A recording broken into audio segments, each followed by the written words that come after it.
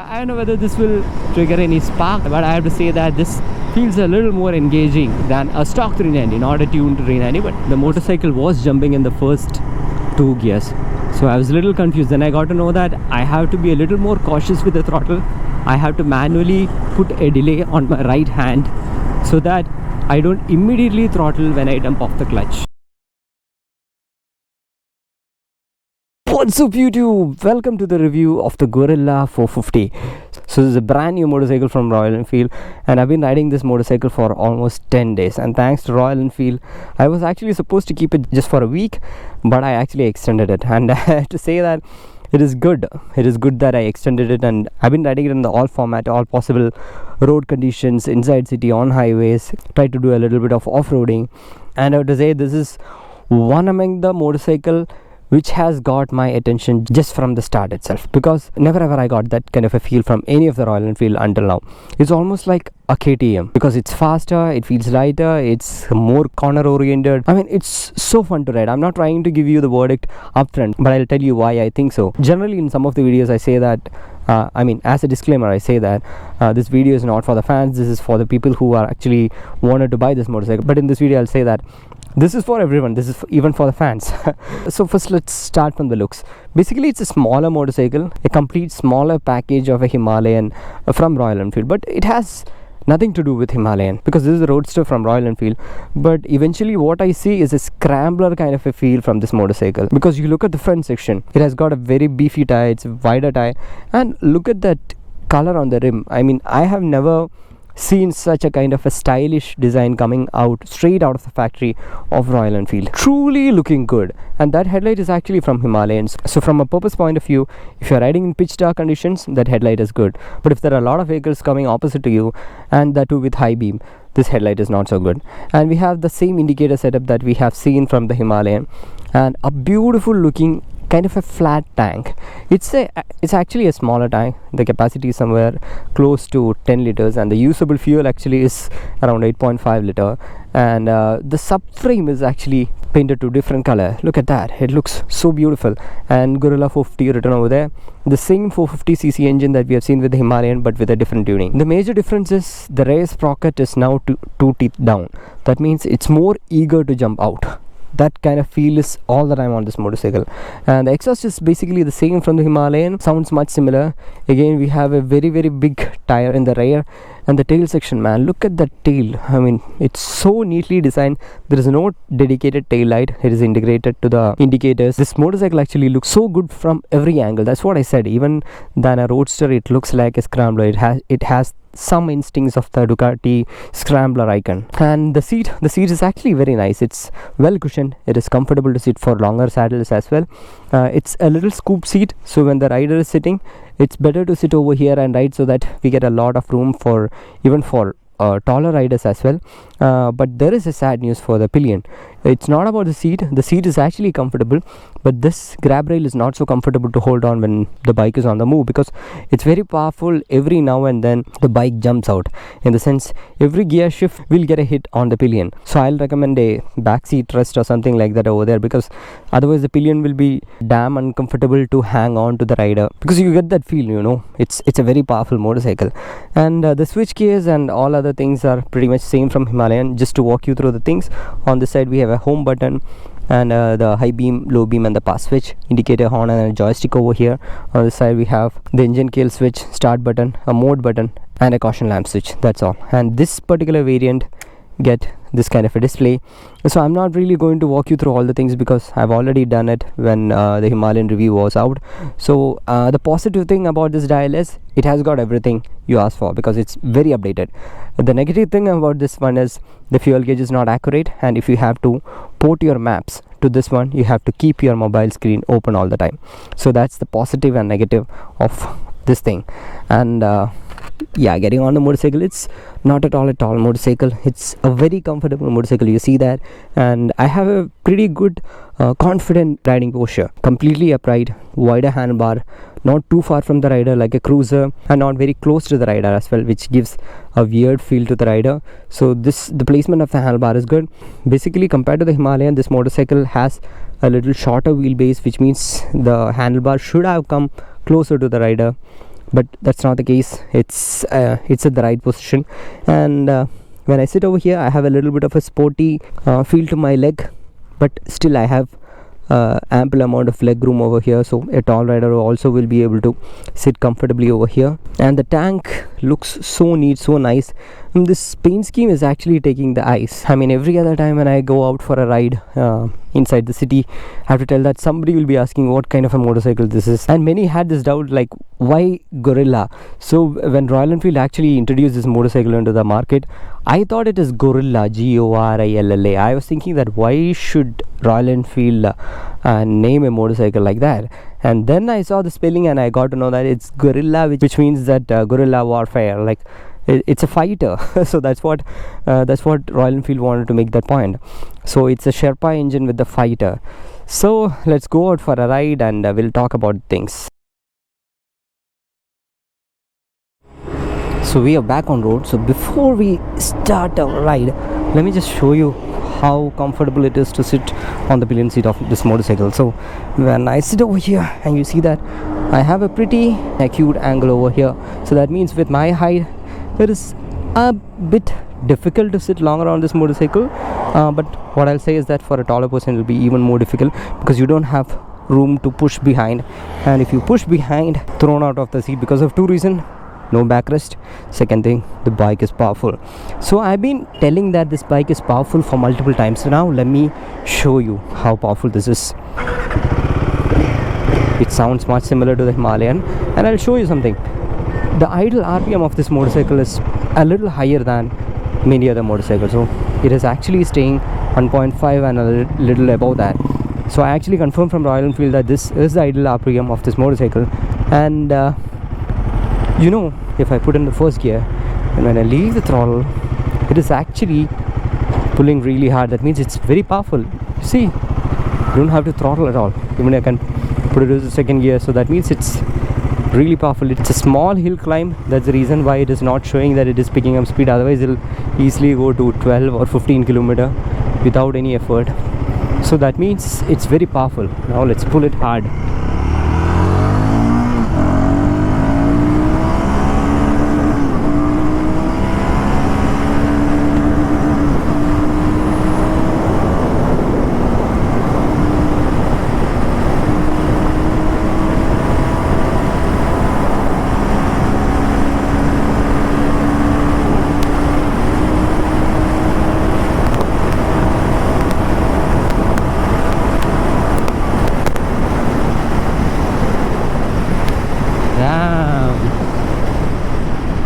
It's quite fast, but my mirrors are gone. I have to readjust it. Damn. Okay, these vibrations are not as bad as you see. I'll come to that point. First of all, let me explain about the engine. So currently I'll say that, completely accepting the fact that I am a KTM 390 fan, this motorcycle feels a little faster and engaging than the latest generation Duke 390. I don't know whether this will trigger any spark, but I have to say that this feels a little more engaging than a stock 390, not a tuned 390, but a stock 390, because this has now got really good juice. Because the problem with the Himalayan, I don't say it's a problem with the Himalayan, the character of the Himalayan was it had a little bit of throttle lag. So ride by throttle, Royal Enfield has completely eliminated that lag. That means that delay. And the second thing which I showed, that means the idle RPM itself is a little higher. And the third thing, plus 2 teeth in the rear sprocket, that means again you are prepping up for the launch. And the new map, it's incredibly fast for a single cylinder. So in my opinion, I'll say that the 0 to 100 is much faster on this motorcycle. And in the morning I was doing 150, 155 or something. That was in a bit of a slope. You can watch my pure sound video for that clip. I'm pretty sure that this won't be doing that top speeds of close to 170, which we have seen with the Himalayan, because the bigger the race sprocket, the better the acceleration, and you'll have a compromised top end. So the top speed will be somewhere around 150 to 160 or max 165, but the acceleration has gone way beyond my imaginations. And also this engine is actually calm. This feels much relaxed, be it at the higher RPM also. This can go till an RPM of even 8,000 to 9,000, redlining it to the core. The engine doesn't feel stressed.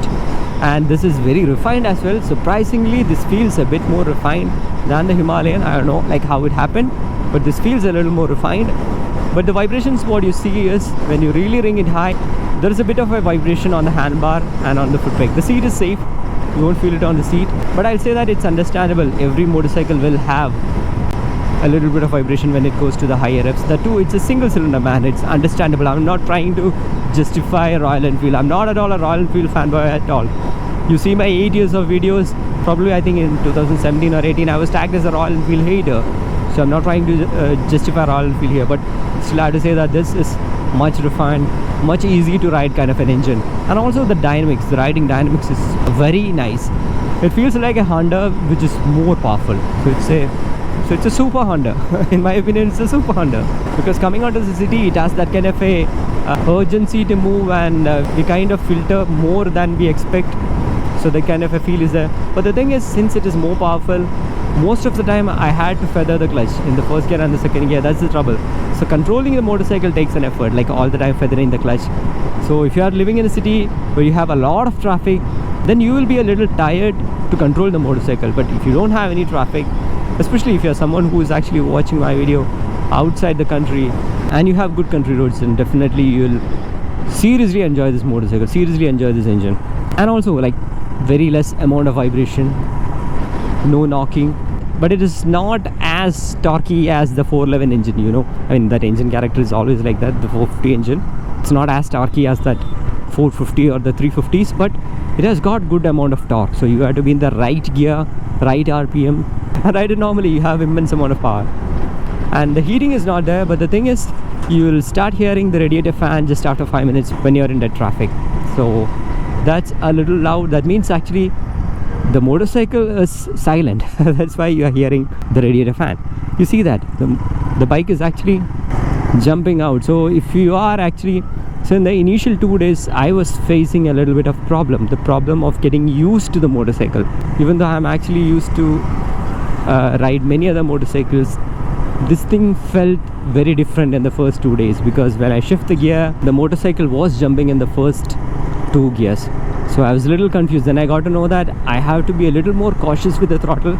I have to manually put a delay on my right hand so that I don't immediately throttle when I dump off the clutch. But if you immediately throttle before dumping the clutch, that's a sure shot wheelie. Be it in the first gear or in the second gear, this is gonna pop a wheelie. So that's how powerful the engine is. And as well, riding on this motorcycle feels a lot more confident. So not having a USD in the front is not a major missing in my opinion, because this motorcycle is confident on the corners, it's comfortable to ride inside city. It's like a medium setting, it's not too soft, neither too hard. So I never missed the fact that it doesn't comes with upside down suspension in the front. And also surprisingly, there was no bottom out. Even I ran through a couple of deep potholes, but still the suspension didn't give up. But when I went through a little taller humps with a pillion, that means the load should be more than 100 kg, then I had ground clearance problem. But otherwise, riding around city, taking a U-turn, it's like much easy. I thought having that bigger fatty tire in the front will add a lot of weight to the front section, especially out of the motorcycle, but it didn't happen. I can feel that the center of mass of this motorcycle is still over here, so it feels a lot more controllable. The rake angle is actually higher, the wheelbase is lesser than the Himalayan. So that means they have made a compact practical rocket. And again, when it comes to city riding, it's a little more heavier clutch. So if you have to control the motorcycle by feathering the clutch, you'll get a little tired because the clutch is actually heavy, and the gearbox is typical 450 engine gearbox. That means if you maintain the chain well and maintain the bike well, you'll have precise shifting. Otherwise false neutrals will be there and you won't get that crispness or the satisfaction feeling out of the gearbox. So on this motorcycle I'm like thoroughly satisfied, but I got to ride a Himalayan which is pretty badly maintained, and the gearbox was totally crap on that. By the way, it was a test ride bike, it was completely abused. So if you abuse the bike, then that kind of a crispness is gone from the gearbox. And braking is actually good. The front disc size is a little lesser than the Himalayan, but overall weight of the motorcycle is less. That means still we get a lot of braking confidence, and it's a progressive brake, not like the KTM brake that we have seen, like too hard, too sharp brakes. It's a very friendly braking, and the rear suspension is also good. giving good comfort. Never had a problem. You see, when I try to ride in this kind of speeds, I find it effortful because Slough's open road. See that the suspension is actually a little onto a stiffer side. It's a totally stiffer ride feel. I don't say that it's a stiffer suspension, it's a totally stiffer ride feel. It's a street bike. To talk about the ownership, so this motorcycle actually ranges from 3 lakh to 3,20,000 depending on the variant that we are going for. So this one is the top variant. So the base variant will come with a normal dial, which we have seen with the Meteor, the 350 Meteor, and there are one more color variant apart from this, which will cost like close to 3.2 lakh on road. I'll say that it's a huge value for money considering the fact that it's a faster motorcycle, but you don't get any electronics on this one compared to the KTM Duke 390. The Duke 390 is packed with things, but this is not like that. You just get ABS, that too. You can switch it off in the rear wheel. There's no traction control, there's no wheelie control. You know, I'm talking about wheelie control means I'm not being too greedy with it. This can accidentally wheelie.